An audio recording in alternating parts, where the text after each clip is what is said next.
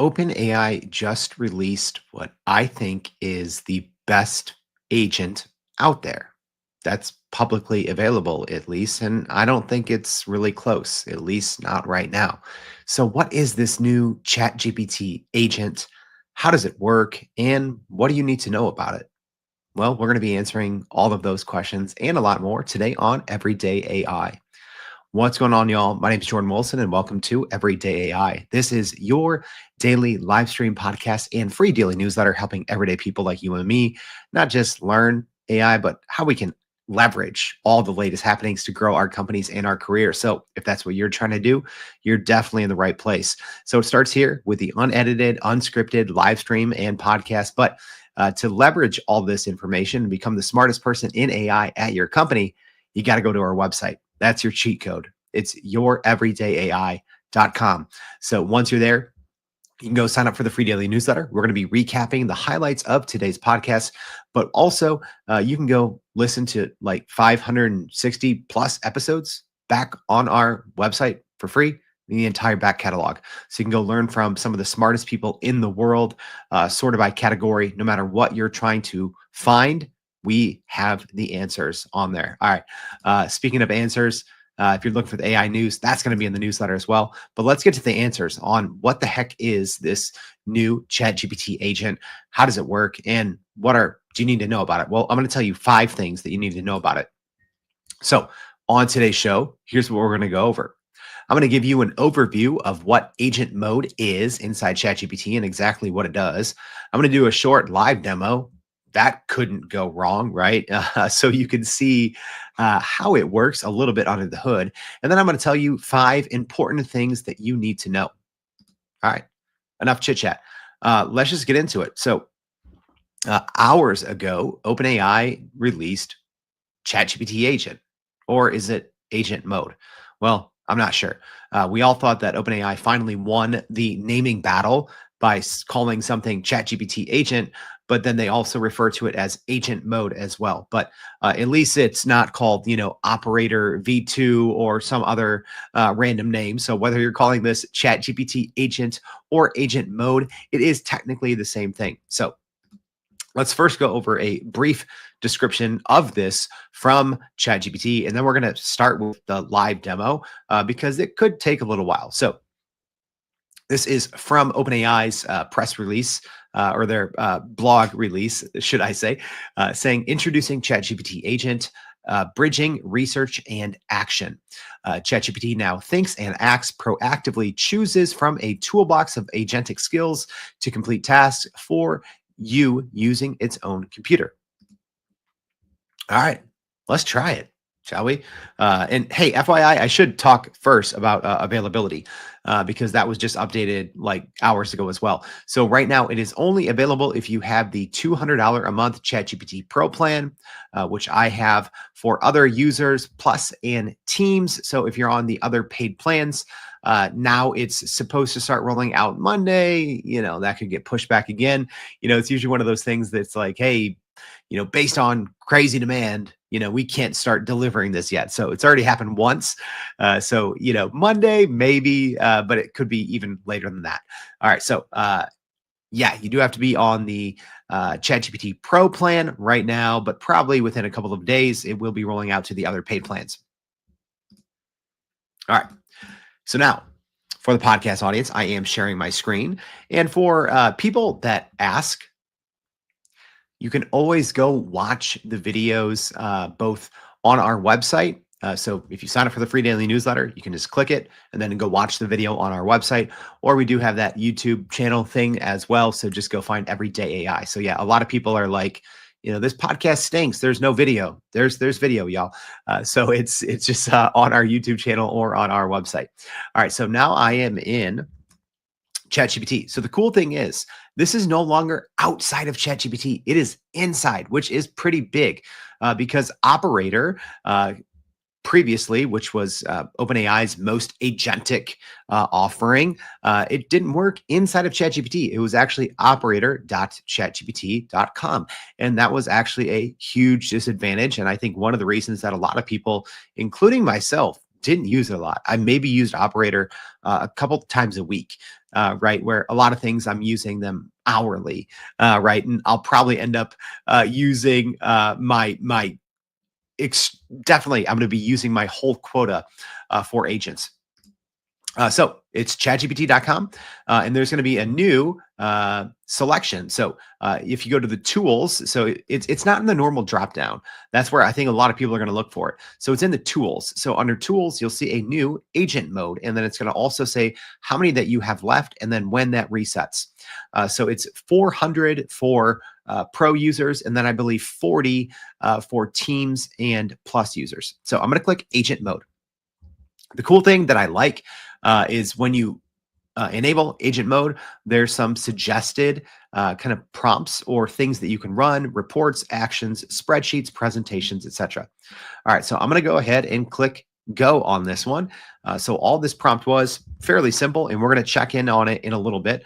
I said, go find the 5 latest episodes of the Everyday AI podcast by Jordan Wilson, then create a spreadsheet that has the episode number, title, URL, date, episode category, and 2-sentence description. With that information, please also create a PowerPoint slide deck. So I'm doing something technically depending on how you look at it, a 4-step process. So number 1, it's some targeted web research. Number 2, it's some data entry. Well, actually synthesizing, then data entry.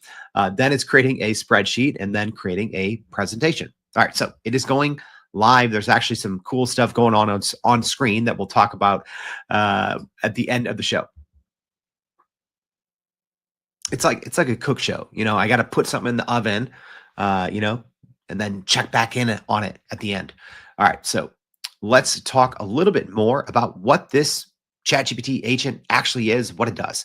So essentially, it combines Operator, which was ChatGPT's first agent, and then Deep Research, which was technically their second agent, and some new capabilities. So if you don't follow along, don't worry, I'll explain what those are. So Operator was essentially, or is, a tool that could browse websites, okay? And it does it in a different way than Deep Research. So I'll kind of tell you what each one does and the difference is, the pros and the cons. So it actually might make sense to describe Deep Research first, actually. So ChatGPT's Deep Research, it's really, really good. I've said this all along. That and Google's Deep Research are 1A and 1B. There's like 20 companies now with these deep researches, and they're great. So it's a great way to have way fewer hallucinations than a base model. Essentially, ChatGPT's Deep Research agentically, because it uses the O3 model, it will, you will ask it a question. It will ask you a couple clarifying questions, and it'll go out and research for anywhere from, usually about 4 to 8 minutes. And it'll go to a couple dozen sites sometimes. Not quite as many as Google's Deep Research, but it does a really good job. And then as it's researching, it decides it might change path. It might go, run some Python code if it needs to, etc. Right? So that's Deep Research. But it does this very quickly. So it's good for looking at kind of scanning the text of pages. Operator, on the other hand, is good for looking at pages, right? So understanding the visuals on a page, whereas Deep Research, it's not really like that. Think of that as, it's like a book scanner, right? Where, Operator, it literally is able to see everything, see and process and understand because it uses computer vision, whereas Deep Research more looks at the embedded text. So now ChatGPT Agent combines both of those. So it does use, when it needs to, it uses more of the Deep Research where it goes to a lot of different websites. But when it needs to, it can also look at something and understand something on a website visually. And this all happens in a virtual environment. So essentially, you are using it in the browser, right? But ChatGPT Agent has its own virtual computer. Which is really cool. And so essentially, there's some new tools and new capabilities, which we're going to talk about and explain a little bit more. But to just give them to you, it can create PowerPoints, which is big. It can create spreadsheets, Microsoft Excel spreadsheets. That's big. It can also run code in the terminal on its own computer. That's big as well, because then it can tap into essentially any third party public API. That's also where this thing can get a little dangerous as well. All right, so let's read a little bit more about and this is from OpenAI's website. So I'm going to go over it kind of quick, but I wanted to hit all the details. And they obviously worded it very well, so I wanted to read through this. So it says ChatGPT can now do work for you using its own computer, handling complex tasks from start to finish. You can now ask ChatGPT to handle requests like look at my calendar and brief me on upcoming client meetings based on recent news, plan and buy ingredients to make Japanese breakfast for four, and analyze three competitors and create a slide deck. ChatGPT will intelligently navigate websites, filter results, prompt you to log in securely when needed, run code, conduct analysis, and even deliver editable slideshows and spreadsheets that summarize its findings.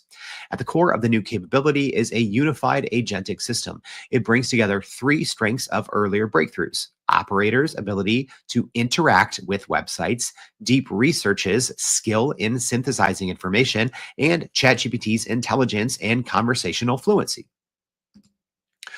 Then it says, ChatGPT carries out these tasks using its own virtual computer, fluidly shifting between reasoning and action to handle complex workflows from start to finish, all based on your instructions. Most importantly, you're always in control. ChatGPT requests permission before taking actions of consequence, and you can easily interrupt, take over the browser, or stop tasks at any point. And then it says, in terms of availability, starting with the Pro, et cetera, et cetera. Sorry, y'all. I just realized that I'm actually still kind of sick, so I'm a little nasally and all this, but AI doesn't stop, so I can't stop either. So let's get to the 5 things that you need to know. Some of them I just hinted at or alluded to while going over that top blog post release from OpenAI. But first, number 5, this is kind of a shot at Microsoft. Yes, I know Microsoft is reportedly a 49% equity owner in OpenAI, and they've invested reportedly $14 billion. So why would OpenAI kind of tread on their ground, right? And enable people to create spreadsheets and PowerPoints? Good question. There's been a lot of reporting over the last year or so that the relationship between OpenAI and Microsoft has become a little frayed. They haven't really talked too much publicly on that, but there's been plenty of reporting, trying to renegotiate their contracts. There's been some reported feuds and blowups and all of these things, but that's pretty big. And, actually, and we did this in yesterday's show. The first reporting on this was specifically that this was a Microsoft competitor, that this agent was a Microsoft competitor, that, now all of a sudden people aren't going to necessarily have to have a have to have a Microsoft Office license. I don't think that's the case, right? I think that's going to impact a very, very small percentage ultimately of Microsoft users, right? I don't think there's anyone out there that, I don't think there's millions of people out there that now are going to be like, okay, I can cancel my Microsoft Office subscription because I can build PowerPoints inside, ChatGPT Agent. I don't think it's going to be like that, but for sure, this is starting to really tiptoe on Microsoft's ground of being the Office leader, right? And just also talking about moving work from the desktop to the AI operating system. It's something I've been talking about for a very long time, and people, I think for the first year I was talking about AI operating system, people didn't understand why. This is why. Right? This is why you have to start bringing all of your processes into an AI operating system, because pretty soon, these are the quintessential PowerPoint and Excel. Those are the quintessential programs for most knowledge workers, right? And now that you have those inside of ChatGPT, think of how much of a leg up that you have, right? Once everyone gets access to ChatGPT Agent, if you've already been moving your processes inside of ChatGPT, you're not starting from scratch. But regardless, I do think this is a little shot at Microsoft, but I think some of the reporting on that part has been overblown. Number four thing that you need to know, uh, agents have most normal ChatGPT features, which is pretty cool, right? So yes, it marries operator and also deep research, but then also some of the base modes and features of ChatGPT. Obviously, the model itself, right? So you get the smart reasoning and the fast speed and being able to flip flop between the two, but also it can use image gen. So ChatGPT's image gen, which is an extremely popular AI image generating program. So that's huge, right? Especially when it comes to the slide deck. I only did one test on the PowerPoint one so far.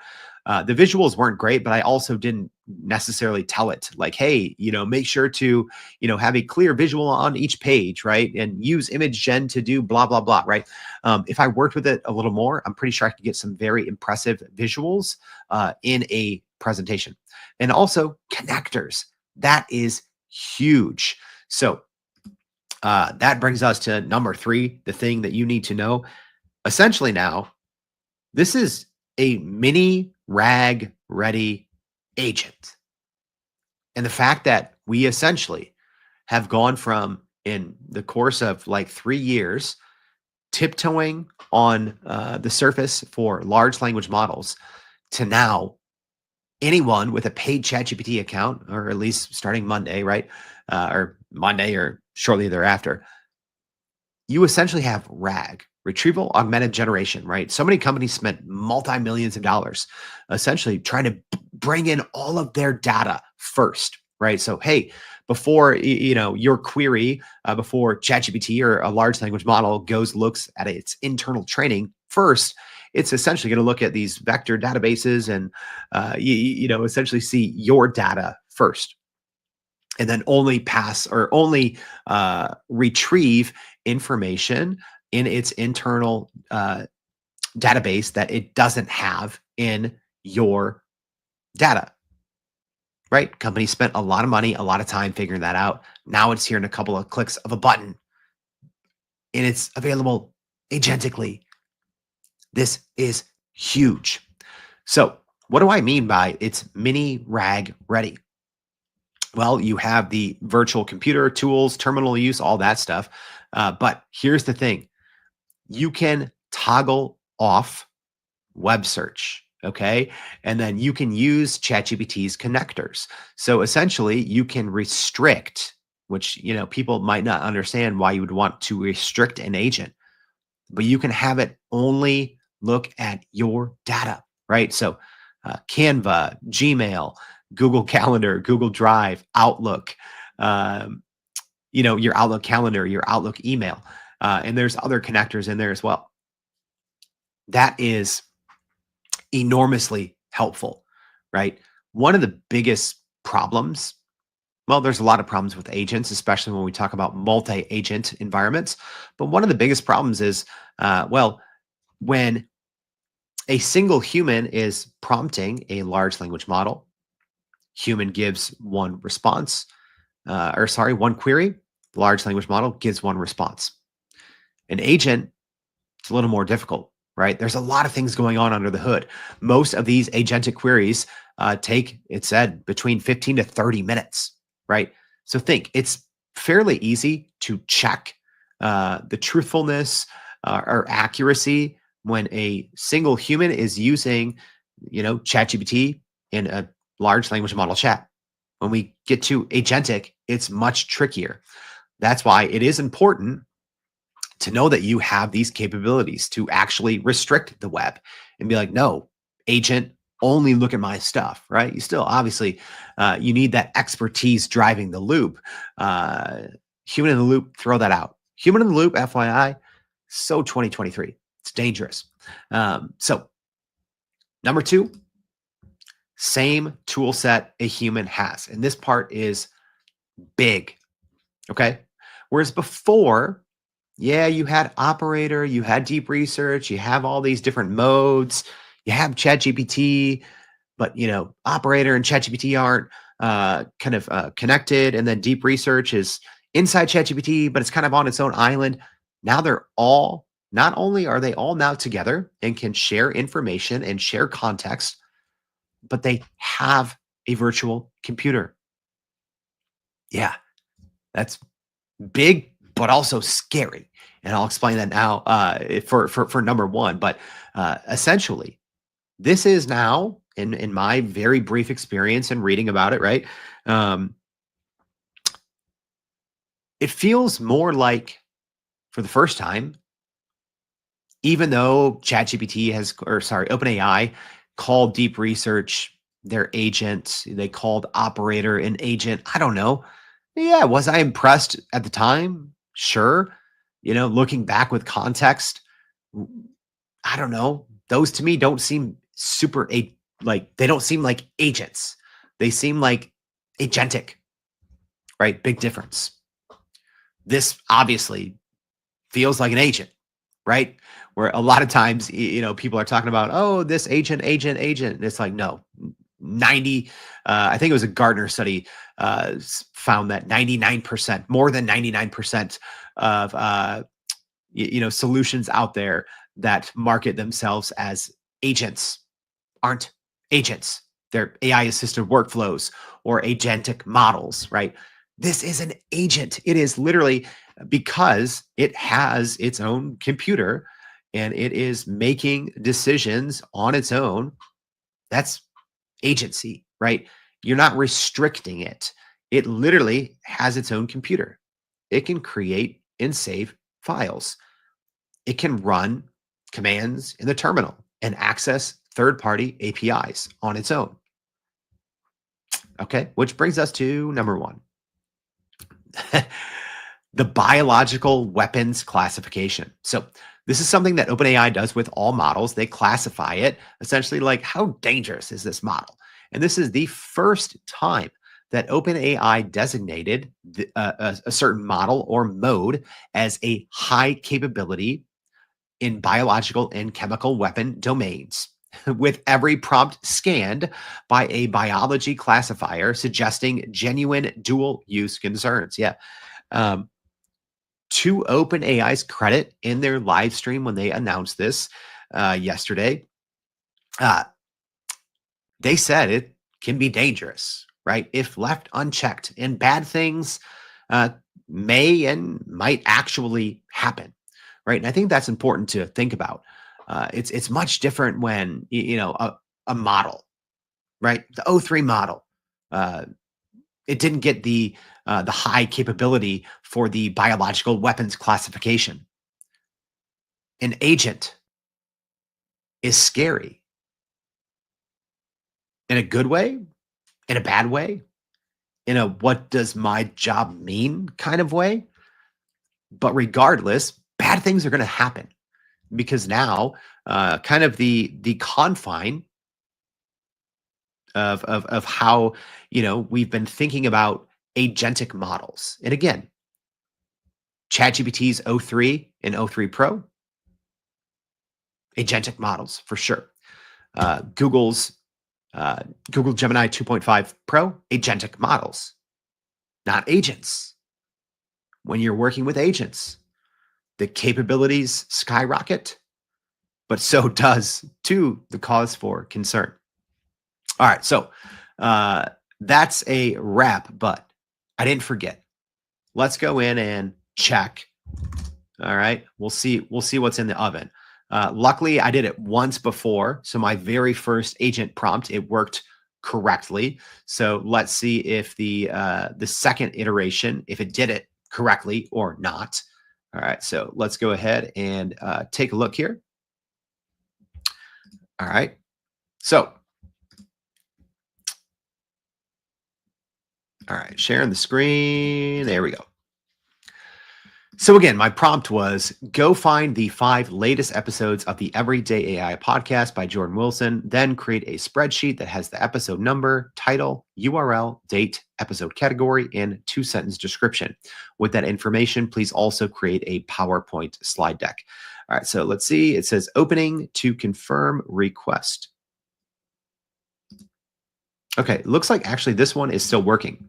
Yeah, because I'm looking at it, it's not done. So let's see how long it's been working. There's a lot going on under the hood. Okay, it doesn't give the amount of time. It might just be finishing up though. Let's see. All right. Well, you'll see it's not in error. So, but it's not done either. So it's been going for like 20 minutes. This one's been really working. So let's go ahead and look at the one that did finish on time. And by on time earlier, and this one only took 18 minutes. So it correctly went through, and you can also check on the work as well. I'm not going to go through that full thing right now, but you can always click the worked for 18 minutes or worked for whatever when you're done and see exactly what went on, right? And just to recap, the one that did finish in time, a lot going on here. So we have a terminal request here. And let's see, you can like replay it from the beginning. So it's almost like a little video animation. And then you can scroll through it as well. So it shows every single thing that it did, right? So it first, did a search for Everyday AI with my name. It went through, it looked at the 10 episodes. And so you can see the actual order it went through. Then it's going back, it's thinking, it's talking to itself. I need to do this. Then it opened the terminal to start running some code. There we go, which I believe it used to eventually create the PowerPoint. So let's go ahead. I'm gonna click. I'm downloaded this CSV. I can't load it up here in the browser, but I'm opening it up on my screen. All right, and everything is perfect on that. So it gave me great job. It did exactly what I wanted. It gave me the episode number, the title, the URL, the date, the episode category, and a 2 sentence description that it wrote on its own. That's pretty impressive. That's pretty impressive. That's like an intern project, right? Oh, I need to do a better job organizing all our episodes. Intern, go do this. All right. Well, it did a great job. All right. And then also, let's see here. Here's a presentation. I'm actually checking to see if the other one finished. It still didn't finish. Dang. Okay. So this one, here's the presentation. And it's a PowerPoint, so I can download it. I already checked it. You can open it, edit it, etc. So the first one, visually not fantastic, but it's usable, right? The reason I say not fantastic is it tried to cram a bunch of text on a little table here, and it's bleeding over. So we have some text bleeding over, but I went in, I think it's actually just a font choice because when I opened it up in PowerPoint, it was fine. But we have the cover slide here. It says latest Everyday AI episodes. It has a dual pane on the right-hand side. There's a little photo of a microphone and a, AI kind of graphic illustration, a couple pages for the episode overviews.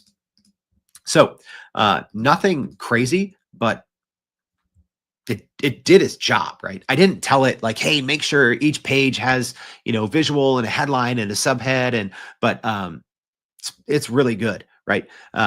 Also, I love the PowerPoint preview inside of agent mode. It's super clean. It feels like you're editing in actual, like editing in a PowerPoint or a slide editing program. It is super slick and it works really, really well. So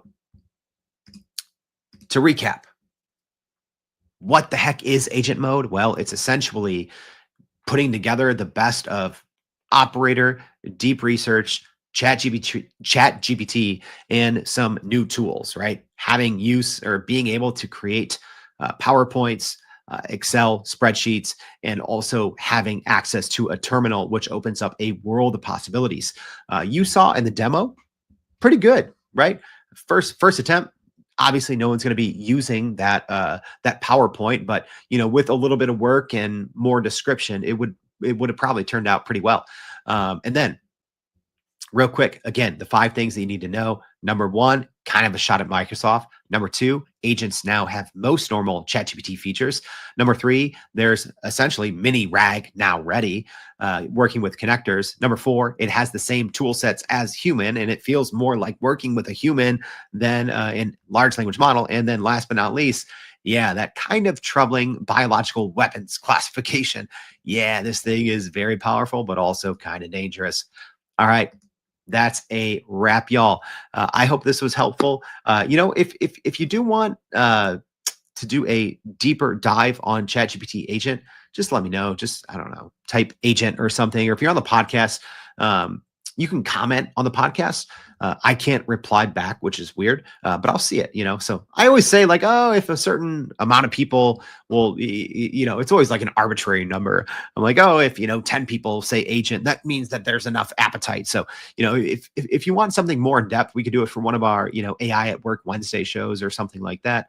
But let me know, just, type in agent so I know if there's an appetite or not. I'll probably put something in the newsletter as well. Speaking of that newsletter, I hope this episode was helpful. If so, please go to youreverydayai.com, sign up for the free daily newsletter. We're going to be recapping today's show as well as all the other AI news that you need to be the smartest person in AI at your company. Also, if you're listening on the podcast, appreciate the support. As always, please subscribe to the show. Leave us a rating if you could. It takes 2 minutes, but it means a lot to me. So thank you for tuning in. Hope to see you back for more Everyday AI. Thanks, y'all.